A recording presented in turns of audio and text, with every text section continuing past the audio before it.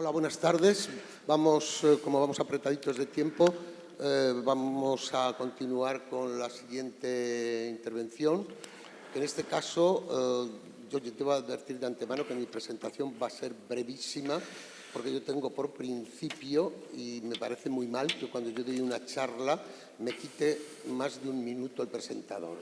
Entonces, yo voy a ser brevísimo para que quien ha preparado y tiene las cosas por lo que le han invitado, tenga el mayor tiempo posible. Por lo tanto, solo voy a decir que el profesor Rafael Rodríguez Cañal, es catedrático de la Universidad de Castilla-La Mancha.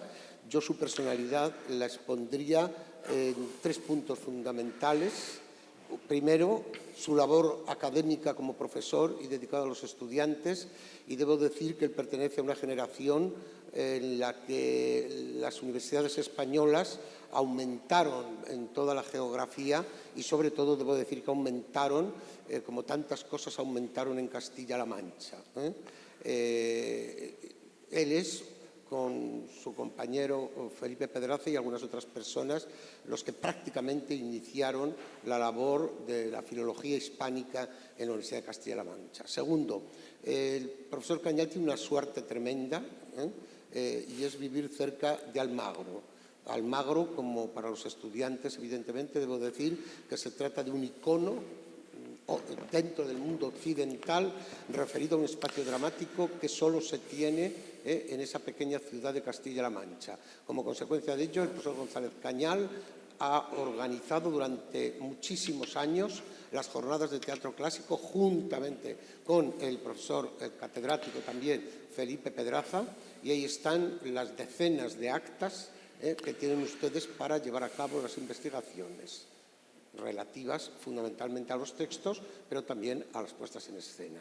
Y en tercer lugar, yo creo que debemos agradecer al profesor González Cañal su dedicación a dirigir o a estar en comités de dirección o presidir alguna asociación relacionada con el teatro clásico y la organización de congresos, publicaciones, que es paralelo a lo que se hace en Almagro, aunque evidentemente yo quiero destacar ese segundo punto del Corral de Comedias. El profesor González Cañal, además, es una bellísima persona, una excelente persona, y es gran amigo de todos los que nos encontramos aquí y de muchos, muchos que faltan. Su intervención, que es uno de los proyectos en los que últimamente ha trabajado, se ha trabajado sobre todo en Francisco Rojas Zorrilla, en la Universidad de Castilla-La Mancha, pero también el proyecto que actualmente tienen en marcha está dirigido a Antonio Enrique Gómez, y su intervención, como ven ustedes ahí, es Reyes y Privados en el Teatro de Antonio Enrique Gómez. Nada más, muchas gracias y adelante, Rafael. Bueno, buenas tardes y muchas gracias, Luciano. Como ven, esta presentación, estas palabras proceden de la amistad. Son muchos años hablando de teatro y trabajando juntos en cosas de teatro. En Almagro hemos luchado mucho juntos por aquel festival y por eso pues esta presentación tan cariñosa. En segundo lugar, quería agradecer efectivamente a los organizadores de las Jornadas de Almería, a Noelia, a Isabel, por haberme invitado una vez más aquí a Almería. También son muchos años los que llevo viniendo a Almería, no tantos como 33 de estas jornadas, pero bastantes. Y es un gusto el poder volver aquí, aunque ahora sean roquetas, y que las jornadas continúen. Una tradición es lo difícil. Hacer un acto cultural es muy fácil, siempre que sea efímero. Cuando hay que repetirlo todos los años y cuando hay que alcanzar un número de ediciones como son 33, eso es muy difícil. Mantener una tradición así es muy difícil y de verdad que merece la pena, a pesar de todos los Cervantes que nos llevan este año, merece la pena también este año hablar de teatro y seguir con las jornadas de Almería y luego las de Almagro y luego las de Olmedo. Bien, y en tercer lugar, pues, ¿qué les voy a decir? Que hablar de Enrique Gómez después de los desnudos es muy difícil. Y hablar de política, gobierno y reyes y validos después de tantos desnudos y tantas cosas interesantes, pues también es difícil. Menos mal que no voy a hablar de la política actual, de la que ya estamos bastante hartos, sino voy a hablar de la política del siglo XVII, que es un poco más interesante y más apasionante. Y de una figura que a mí sí me parece apasionante, que hemos comentado hoy con el profesor Germán Vega, que merece una película, que es Antonio Enrique Gómez. Es un escritor que no ha tenido demasiada fortuna como dramaturgo. fortuna crítica, es decir, que no se le conoce como dramaturgo. Si se le conoce es fundamentalmente en su faceta de poeta y también por una novela que se llama El siglo pitagórico y vida de don Gregorio Guadaña, una novela de transformaciones, de raíz lucianesca, y donde hay además un relato picaresco, la vida de don Gregorio Guadaña, y que se ha editado bastante y que ha tenido bastante éxito. Pero el teatro siempre ha sido citado con menosprecio. Y, sin embargo, algunas de sus obras tuvieron bastante éxito y se estrenaron y se representaron durante todo el siglo XVIII y parte del XIX. Y además el corpus que tiene Enrique Gómez es bastante amplio. Obviamente hay que contar con el nombre de Enrique Gómez y con el nombre de Fernando de Zárate, porque es el seudónimo que adoptó en los últimos años de su vida y con el que hizo una segunda carrera dramática. ¿Por qué? Porque él era judeoconverso y tuvo que huir, como explicaré enseguida, de la Inquisición. En total contamos con 41 comedias, que no son pocas, y 10 más que se han perdido. También hay hasta 11, creo, atribuidas, que se le han atribuido, pero que hoy descartamos su autoría. 2 entremeses y 2 loas completan este corpus dramático. Para presentarles un poco al personaje, quizá es un poco más desconocido, no es de los grandes autores del Siglo de Oro, simplemente diré que hay 3 periodos en su vida perfectamente delimitados. El primero en España, es donde vive, en Madrid, como comerciante, hasta 1636, y además empieza a dedicarse a actividad dramática y estrena en Madrid y en los teatros cortesanos numerosas obras en esos años 33, 34, 35, 36. En el año 36 huye a Francia por miedo a la Inquisición, a ser detenido por la Inquisición, y se instala primero en Burdeos hasta 1643 y luego en Rouen, al norte, una ciudad que tenía una importante colonia de judeoconversos oriundos de la península ibérica. Allí va a permanecer hasta 1649, es decir, permanece en Francia 13 años. En esa etapa, su actividad de escritor tiene 2 líneas diferentes. Por una parte está una serie de textos de contenido claramente judaico. Está en Francia y hace críticas incluso directas al Santo Oficio. Y luego hay otros textos, otras obras en prosa y en verso que va publicando y que no tienen un contenido religioso, aunque es verdad que hay una ausencia de temas doctrinales católicos que podría detectar, con eso podríamos detectar su verdadera religión, ¿no? En 1649 vuelve a España, inicia la tercera etapa e inicia una nueva vida en Sevilla con el nombre de Fernando de Zárate. En esa época solo se dedica a escribir comedias con el nombre de Fernando de Zárate, comedias además muy dentro de la ortodoxia, y además algunas de ellas se estrenan y luego se van a publicar, sobre todo después de su muerte, con bastantes de ellas. La única obra no teatral que aparece fuera de España, en Rouen, el Sansón Nazareno, en 1656. Curiosidades es que la Inquisición andaba detrás de él y probablemente el escritor pudo presenciar en 1660 un auto de fe donde se le quema en efigie, en Sevilla. Y allí estaba él, probablemente entre el público, viendo cómo Antonio Enrique Gómez era quemado en efigie. Finalmente la Inquisición le echa la zarpa. El 21 de septiembre de 1661 es arrestado, conducido a las cárceles del Santo Oficio que estaban entonces en Triana, ese castillo de San Jorge que se ve ahí en ese grabado y que hoy no queda nada de ese castillo. Otra de las vistas del castillo donde estaba la cárcel de la Inquisición, y allí va a morir en 1663, después de 2 años de cárcel, cuando se instruía un proceso por judaísmo. Curiosamente, ese proceso al final murió, se confesó y murió católico, y ese proceso 2 años después termina cerrándose y es reconciliado en efigie, en un auto de fe también, el 14 de julio de 65. Eso es a grandes rasgos su vida, y su obra, como decía, es bastante amplia, 41 comedias, que algunas de ellas tenemos una lista confeccionada por él mismo en esa obra que acabo de citar, que es el Sansón Nazareno. El Sansón Nazareno, que es un poema publicado en Francia, en Rouen, en 1656. En el prólogo cita 22 obras que él ha escrito hasta el momento, 22 obras dramáticas. Lo que ocurre, bueno, esta lista, el prólogo está firmado antes de volver a España, en 1649, entonces son las 22 obras que él escribió hasta 1649. Lo que ocurre es que algunas de ellas se han perdido. En realidad, de estas 22, a nombre de Antonio Enríquez Gómez, nos quedan 13, bueno, 15 porque 2 de ellas están en 2 partes, tienen 2 partes. En realidad, 15 textos dramáticos escritos por Antonio Enríquez Gómez antes de 1649 y con este nombre, con el nombre de Antonio Enríquez Gómez. Como decíamos, la segunda etapa como escritor dramático empieza en el 49, cuando vuelve a España, pasa primero por Alcalá, por casa de su cuñado, que era familiar de Santo Oficio, pero como era cuñado, pues no le denuncia y le esconde. De ahí le aconseja que no vaya a Madrid, porque podía ser detenido. Se va a Granada. En Granada tiene una criada, María Felipa de Zárate, que al principio fue criada, luego fue amante. Inmediatamente la pareja se instala en Sevilla, en el año 50 más o menos, como matrimonio, y allí empieza su nueva vida como Fernando de Zárate. Y ahí empieza a escribir de nuevo.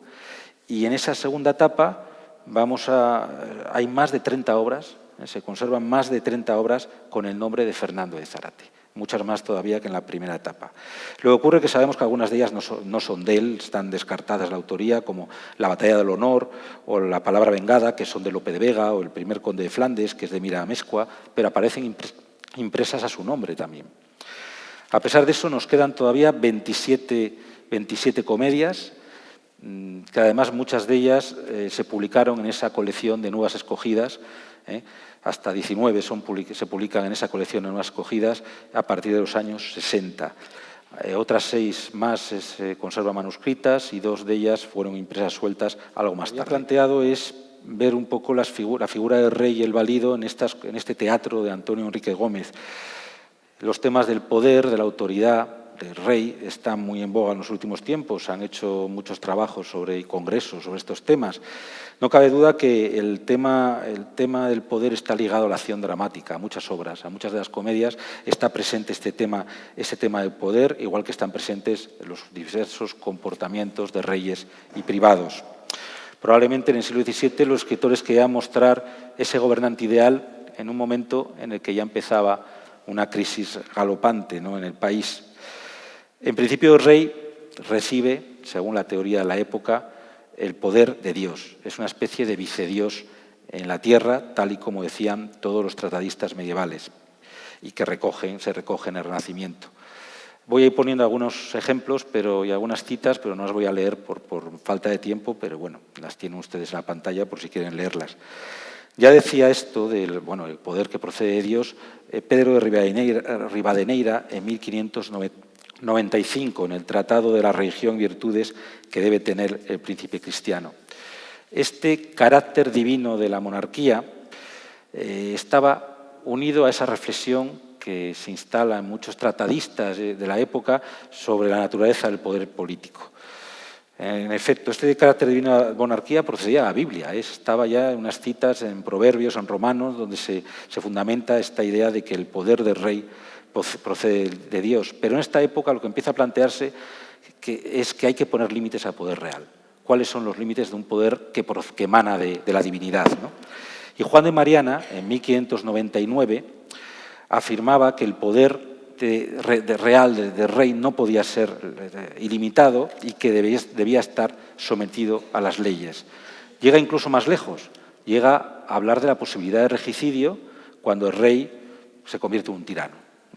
Esto Juan de Mariana. Bueno, pues en la comedia española aparecen una y otra vez estos temas. En muchos casos lo que encontramos es el conflicto entre la pasión de un príncipe y los intereses del reino, los intereses o razón de Estado.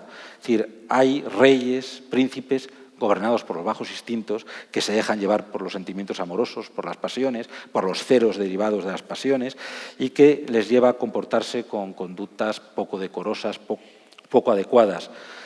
Saavedra Fajardo, bien conocido en 1640, en la idea de un príncipe político cristiano, aconseja a los príncipes y monarcas que se eviten dejarse arrastrar por los apetitos si no quieren llegar a la ruina de las monarquías, ¿no?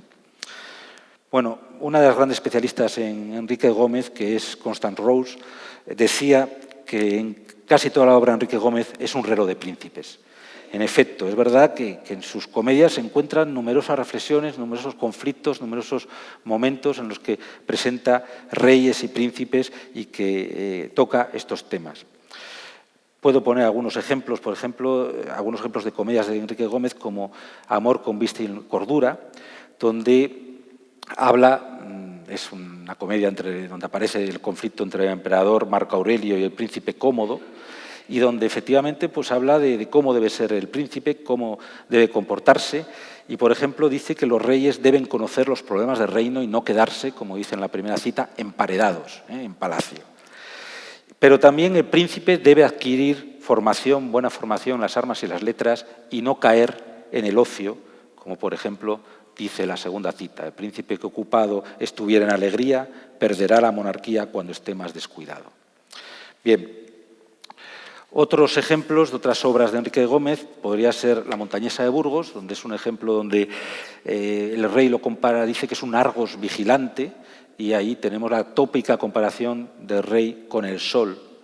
El monarca siempre se compara con el sol. O en El rey más perfecto, donde habla del amor que debe tener también el rey a sus vasallos. El rey debe honrar a sus vasallos. Los reyes siempre tuvieron por firme razón de Estado, si son justos y prudentes, el honrar a sus vasallos. Otras virtudes o características que debe tener el buen rey se exponen en una de las obras de contenido político de Antonio Enrique Gómez, que es una publicada en Francia que se llama Luis dado de Dios a Luis y Ana, 1645. Esta es una obra que dedica al nacimiento de Luis XIV, al Delfín, y Luis y Ana son los padres de Luis XIV, Luis XIII y Ana de Austria, la reina española, y ahí pues es un tratado de filosofía política donde trata de cómo debe ser el monarca y cómo debe comportarse, cómo debe practicar la justicia. No se hacen temer tanto los reyes con el poder como con la justicia. La prudencia, el monarca prudente primero aconseja con Dios que con su consejo. El amor y la benevolencia, los mayores imperios se conquistaron con el amor, obrando más la benignidad del príncipe que la espada. Bien, por tanto, la preocupación por el rey, por el poder, está en la obra dramática de Antonio Enrique Gómez y también en la obra en prosa, ¿no? En general, lo que aparece es un rey justo, un rey, o se propugna un rey justo, prudente, inasequible a las pasiones, que no se deje llevar por la cólera, apacible pero severo y grave cuando corresponde, temido pero amable, capaz de escuchar a sus súbditos, templado en las paces, pero también decidido en las guerras, etcétera, etcétera. Es lo que aparece en este texto político y a píldoras en las obras también, en las comedias, en las obras teatrales. Podemos encontrar hasta una veintena de obras donde aparece la figura del rey y la figura del válido. Y en general nos encontramos esos dos enfrentamientos, el rey frente al príncipe en algunas comedias y el rey frente al válido en otras comedias. A veces hay alguna que participan de los tres personajes, ¿no? Bueno, 8 comedias he encontrado el enfrentamiento entre rey y príncipe, 7 en el enfrentamiento entre rey y válido. No voy a hablar, evidentemente, de estas 15 comedias, nos pasaríamos aquí toda la tarde, pero sí voy a citar alguna de ellas. Por ejemplo, Mudarse por mejorarse, que es una comedia palatina y donde hay un rey viejo que trata de luchar contra la pasión impetuosa del príncipe. El príncipe se enamora de una dama que se estaba bañando en una fuente, y aquí enlazo con la conferencia anterior. Y la ve en la fuente, se enamora de ella, pero es una dama prometida a otro noble del reino y, lógicamente, pues el padre, el rey, tiene que intentar controlar esa pasión inadecuada del príncipe, ¿no? Sobre todo, este enfrentamiento entre rey y príncipe aparece en las comedias de tipo histórico, ¿no? Esta rivalidad entre el rey y el príncipe. No en vano, la historia, además, siempre se decía entonces que la historia era fundamental en la formación del príncipe. La historia daba ejemplos para el presente, ejemplos del pasado para el presente. Ese es un texto de Pedro Rivadeneira, de 1595, donde habla de la lección de la historia, que es gran maestra de la prudencia para el príncipe. El modelo del príncipe cristiano lo presenta Enrique Gómez fundamentalmente en una obra que se llama El rey más perfecto. Bueno, ahí nos encontramos el enfrentamiento rey-príncipe, padre-hijo, Fernando III el Santo, que es coronado rey de Castilla en 1217, y Alfonso IX de León, que no está de acuerdo con esta coronación, que se hace sin sin que él esté de acuerdo, y que le declara la guerra a su hijo. Los dos reyes se enfrentan, pero el comportamiento del rey Fernando es en todo momento virtuoso y modélico, durante toda la obra. Busca la justicia, me parece que hay algunos ejemplos, busca la justicia, no es partidario de la guerra, se preocupa de los vasallos y además es clemente con el vencido, que es todavía la mayor cualidad. Se encuentra a su padre, le vence, se encuentra a su padre derrotado, le salva, le da la libertad, le perdona y se comporta también de manera ejemplar perdonando al traidor, al máximo traidor, que era don Álvaro Núñez, porque como dice la última cita, conservar los vasallos fue siempre el mejor acuerdo. Bien. Otra obra es el rey más modélico que encontramos en estas comedias de Enrique Gómez. Otra obra es No hay contra el honor poder, donde también encontramos a Alfonso X enfrentado a su hijo, el príncipe Sancho, el futuro Sancho el Bravo, que se han caprichado de la esposa del valido Rodrigo de Lara, con lo cual el padre tiene que hacer lo que sea, quiere casarle en Inglaterra, pero al final tiene que intentar reconducir a ese desbocado príncipe que quiere atacar a la esposa del valido, ¿no? Otras obras donde aparece esta temática es en La montañesa de Burgos, que ya he citado. Aquí son dos obras casi gemelas, pero a cada cual más peregrina. En este caso es un rey, Sancho II de Castilla, y su hijo, don Fernando, que compiten por el amor de una dama que encuentran en el campo, una villana, que en realidad al final es una hermana desconocida del propio rey, ¿no? Y la otra obra parecida es de los hermanos amantes y piedad por fuerza. Otro rey, Pedro III de Aragón, lo mismo, se deja llevar el deseo y la lujuria, se enamora de una villana, su hijo también se enamora de la misma dama, el monarca utiliza todo tipo de estratagemas para quitar a su hijo de en medio, pero al final se entera de que se trataba de una hija perdida suya, con lo cual al final lo que tiene que luchar es por evitar que su hijo termine con esta dama porque cometerían incesto, ¿no? Todo un poco rocambolesco, desde luego, el argumento de estas dos comedias. A lo que obliga el honor, son unas citas que no me detengo, hay una cita muy curiosa, un comentario metateatral del Gracioso al final, que dice: «¿Qué requiebros tan usados en los reyes de comedias?», ¿no?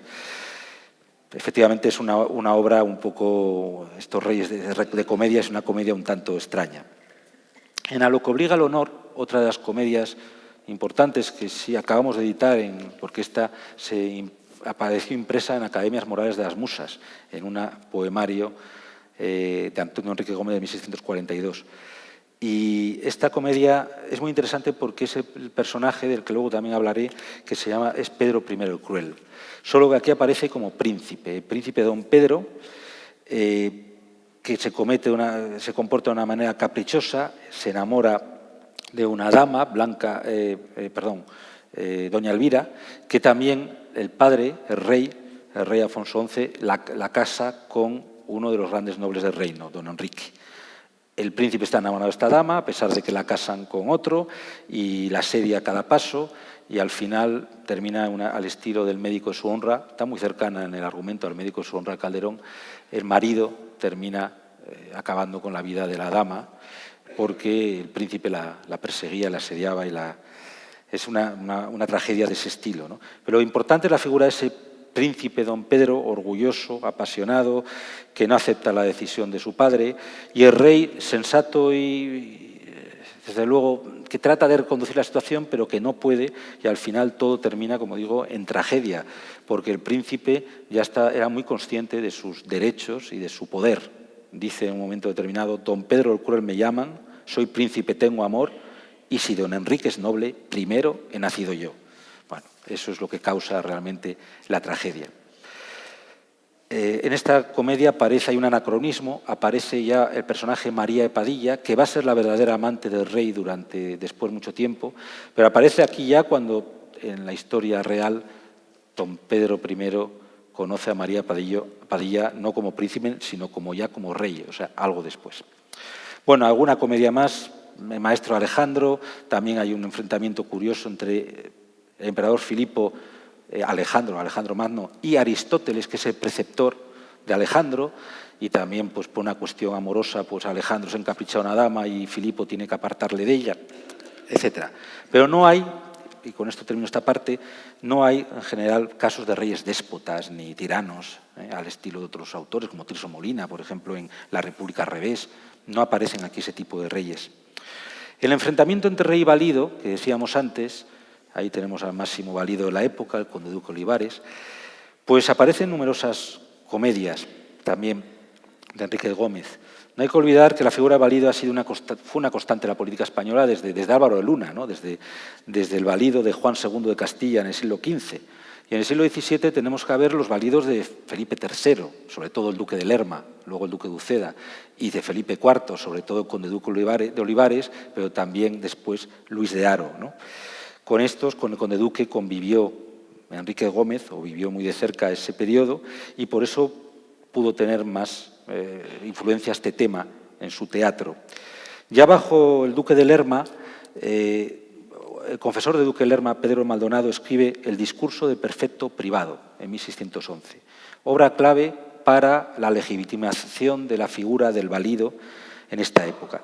Porque en realidad la mayoría de los tratadistas políticos defienden la figura del valido. Lo que se ataca es excederse en sus funciones, en sus límites. Y lo que se ataca es los reyes débiles que dejan su labor en manos del valido, ¿no? Es lo que realmente se critica, no tanto la figura del valido, que es en ese momento una institución.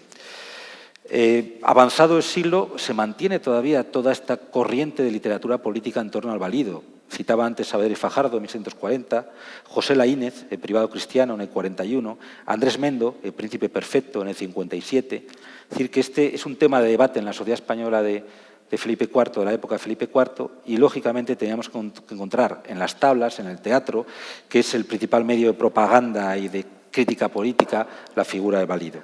Y concluyo rápidamente con algunas ideas. Evidentemente, Enrique Gómez está preocupado por los límites del poder real, por el tema del poder, por la educación del príncipe, por la figura y la relación entre el rey y el favorito, de actualidad totalmente en la España de los Austrias. Por eso pone ejemplos positivos y negativos de monarcas y consejeros.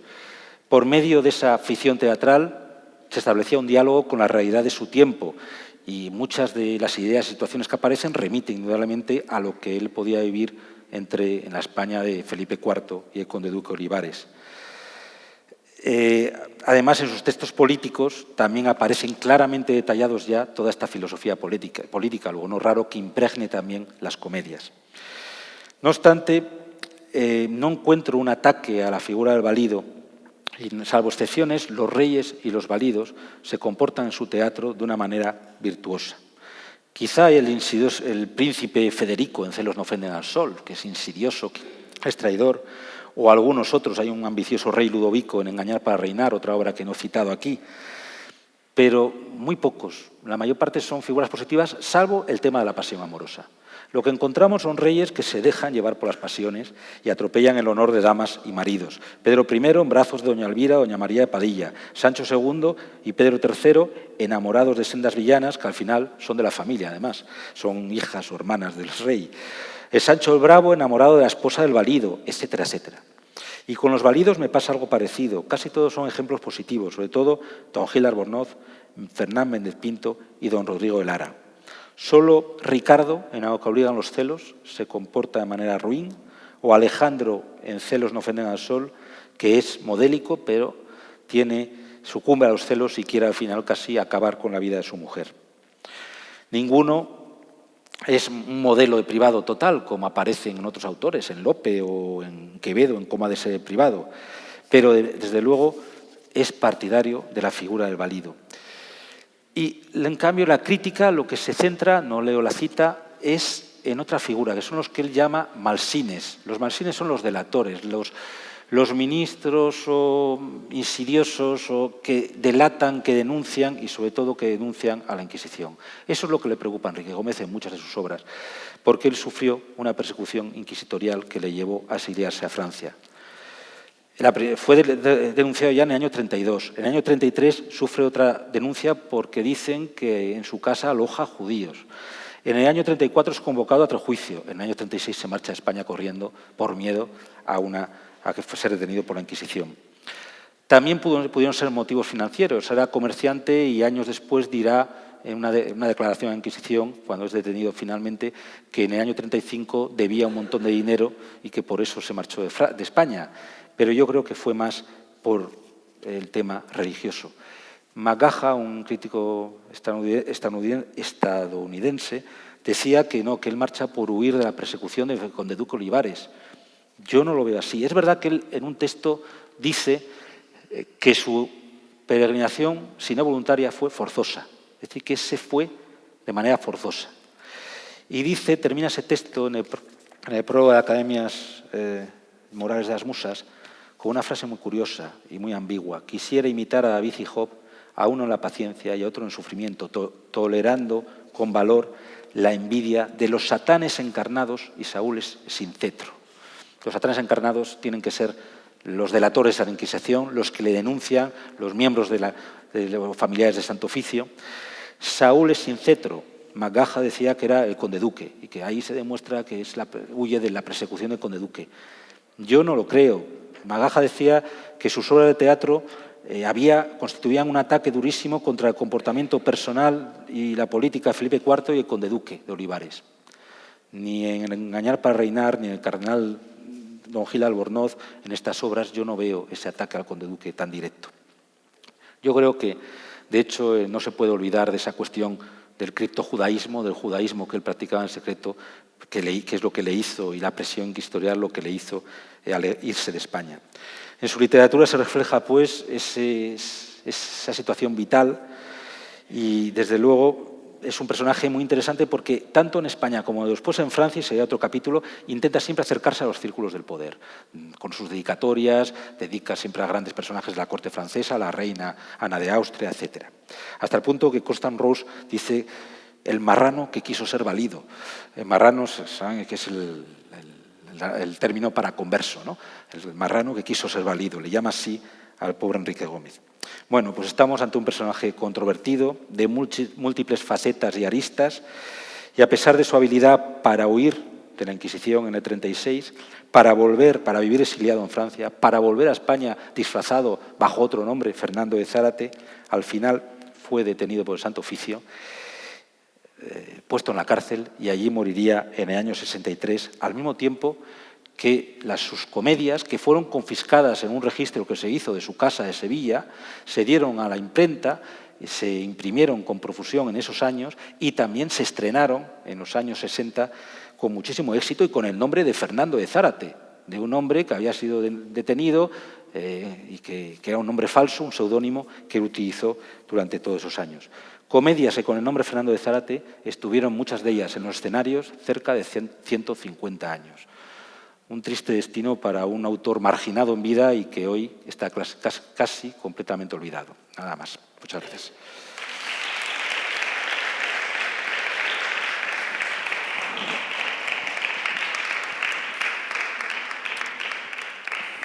Muchas gracias, profesor González Cañal. Yo querría, sobre todo pensando en los estudiantes, que le des importancia a lo que se ha dicho en esta conferencia, mucha importancia, y me gustaría resumir, es el deber del que está aquí también sentado, me gustaría resumir o por lo menos recordar dos ideas fundamentales que han quedado patentes a través de esta charla. Durante muchos años se ha venido dejando aparte, o se vino dejando aparte la figura del rey desde una perspectiva como la que hemos visto hoy. Es decir, la figura del rey en los manuales de literatura o en las historias del teatro, más llamadas historias del teatro, eran historias de la literatura dramática, se hablaba del rey y el honor, la fe, como términos fundamentales en que se desenvolvía nuestro teatro. Evidentemente había mucho más. No quiero ahora, aunque el ego todos lo tenemos también, no quiero ahora insistir en algo. Él me ha citado y debo decir que son muchísimos los años en que he venido defendiendo la idea que ahora también se ha defendido aquí. Primer dato que creo que es importante que lo tengáis en cuenta y que demuestra, sobre todo y ante todo, que el teatro español del siglo de oro, evidentemente no los miles y miles de comedias que existen, pero sí una parte considerable, como La Numancia, que anoche vimos en Madrid en su estreno, y otras muchas obras, son un concepto evidentemente del mundo, pero es al mismo tiempo también una protesta ante ese mundo y una rebelión ante ese mundo, a veces representado por romanos y a veces representados por reyes. Evidentemente, como tú has dicho, Rafael, y voy a acabar pronto, no por el rey de la época. Evidentemente que nadie podría a Felipe IV ni insultarle ni ponerle como falta de hombre ejemplar, pero se hacía de otra manera y muy inteligentemente, y sobre todo en los tratados. Y yo diría, simplemente para recordar, sobre todo a los jóvenes, vuelvo a decir, a los estudiantes, para que se den cuenta y estén orgullosos de estar estudiando una literatura y un teatro que son contemporáneos, es decir, nos están enseñando lo que es la vida todavía de hoy y acontecimientos. Yo querría recordar, bueno, espero no voy a poner las gafas de cerca porque si no recuerdo nada. Quería recordaros alguna cosa que ha dicho el profesor González Cañari y repito, con eso finalizo. Fijaros que ha hablado de reyes emparedados. Yo diría del síndrome de la Moncloa, como tantos síndromes. Ha hablado de los cortesanos, y los cortesanos hoy están ahí. Ahí hay un juicio y hay hoy y ayer la declaración de cortesanos intentando salvar un personaje que podría ser perfectamente un personaje de estas comedias. Ha hablado de los mayores imperios, ha dicho una frase fabulosa recogiendo a un teórico, los mayores imperios son tales cuando lo que, no la copié toda, cuando es la benignidad del príncipe la que hace los grandes imperios más que la espada. Y hoy, si leemos los periódicos, continuamente estamos leyendo que las guerras no se ganan, y está refiriéndose a Siria y otras guerras, las guerras no se ganan con la fuerza, sino hablando. En el fondo, hablar de civilizaciones, no de guerras ni de países concretos. Estamos en las mismas circunstancias. Y, por último, a mí me ha encantado esta última cita, porque en España, sí, lo puedes poner, es una cita extraordinaria, modernísima, y que en verso casi nos está diciendo más de lo que leemos y escuchamos en televisión muchas veces, porque en España se usa por naturaleza propia el querer a las mujeres, no darles muerte afrentosa. Si esto no es actualidad, que venga Dios y lo vea. Y yo ya no intervengo más y dejo por si tenéis preguntas, quizá en esta línea de contemporaneidad, es decir, quizá en esa línea de que hoy con 20, con 18 años, el teatro, yo me horroriza esa frase que nos dicen a veces a los de letras, pero ¿para qué sirve eso? ¿No? Bueno, pues sirve para decirte todas estas cosas que acabamos de escuchar, y que están continuamente en nuestro teatro, sin que, por supuesto, estén tampoco las otras caras de la moneda, es decir, el conformismo, el conservadurismo, etc. Pero veámoslo también eso como entretenimiento, como ocio, que es lo que quería Lope de Vega en último término. Y nada más, y sobre todo los jóvenes, si tenéis preguntas o vais a hacer paralelos, sería interesante.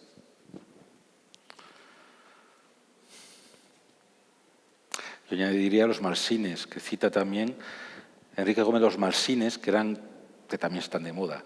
Todos esos insidiosos críticos que levantan falsos, que denuncian, que levantan, algunas veces con razón, pero otras veces también acaban con la honorabilidad de una persona, ¿no? Naturalmente. Pues eso es lo que se quejaba Enrique Gómez también. Es que en la línea de lo que ha dicho, hay una palabra que perdió durante muchísimos años el contenido que realmente tenía, que es la palabra honor. Es decir, el honor se empezó a estudiar como algo muy retórico. El honor es la dignidad de la persona. Somos nosotros mismos. Eso parece que decir, se perdió el honor, es que cuando hoy una persona pierde su dignidad, su estima personal, eso era el honor. Y eso está tan patente hoy como entonces. Evidentemente antes tiraban de la espada mucho más, ¿no? Hoy a lo mejor somos más cobardes, a lo mejor.